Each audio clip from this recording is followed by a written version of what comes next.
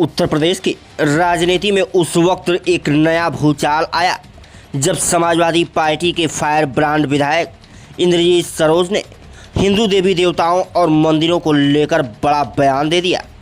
इसके बाद सियासत का पारा हाई हो गया और आरोप प्रत्यारोप का सिलसिला शुरू हो गया। कौन है अखिलेश यादव के ये विधायक जिन्होंने हिंदू देवी देवताओं पर आपत्तिजनक टिप्पणी की, जिस पर बीजेपी ने कड़ा विरोध किया। आइए समाजवादी पार्टी के प्रमुख दलित चेहरे में से एक इंद्रजीत सरोज के बारे में विस्तार से बताते हैं आपको। छात्र राजनीति से प्रमुख दलित चेहरा तक रहा इनका आसरा।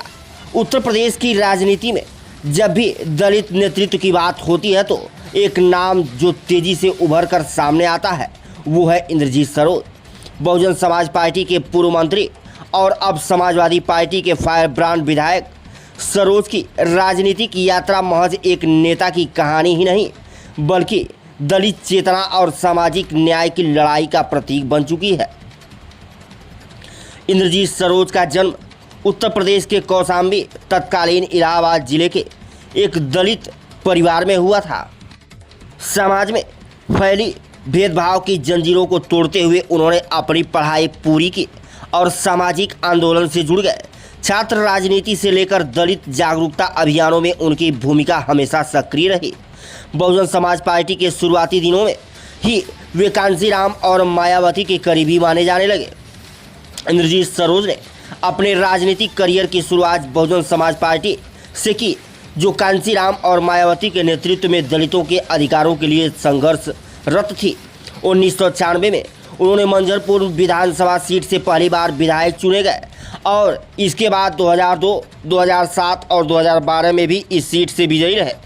इसी दौरान उन्होंने उत्तर प्रदेश सरकार में कैबिनेट मंत्री के रूप में भी सेवा दी। 1996 से 2012 तक इंद्रजीत सरोज को बीएसपी ने लगातार ताकतवर भूमिका में रखा। वे कई बार विधायक बने और मायावती सरकार में महत्वपूर्ण मंत्री पदों पर रहे। श्रम, समाज कल्याण और खाद्य पूर्ति जैसे विभागों की जिम्मेदारी उन्होंने संभाली। मगर 2017 में हालात बदले और सरोज को पार्टी में उपेक्षित महसूस होने लगा और यही कारण था कि उन्होंने बीएसपी छोड़कर समाजवादी पार्टी का दामन थाम लिया। इंद्रजीत सरोज को अखिलेश यादव ने समाजवादी पार्टी का राष्ट्रीय महासचिव बनाया और 2022 में विधानसभा चुनावों के दौरान उन्हें मानिकपुर सीट से विधायक बनाया गया। दलित समाज में उनकी पकड़ और जमीनी नेटवर्क को अखिलेश ने एक एसेट के तौर पर पहचाना। अखिलेश यादव के नेतृत्व में एसपी जिस तरह से सामाजिक न्याय की राजनीति को आगे बढ़ा रही है उसमें सरोज की भूमिका अब सिरे से केंद्रीय होती जा रही है। उत्तर प्रदेश में दलित वोट बैंक एक निर्णायक भूमिका निभाता है। बीएसपी की गिरती पकड़ के बीच समाजवादी पार्टी इस वर्ग को साधने की पुरजोर कोशिश कर रही है और इंद्रजीत सरोज को इसका सबसे अहम चेहरा माना जा रहा है। इनके भाषणों में अब बीएसपी पर सीधा हमला दिखाई देता है। सरोज की लोकप्रियता का बड़ा कारण उनका जीवन जमीन से जुड़ा होना और व्यवहार और सामाजिक कार्यों में सक्रिय भागीदारी है।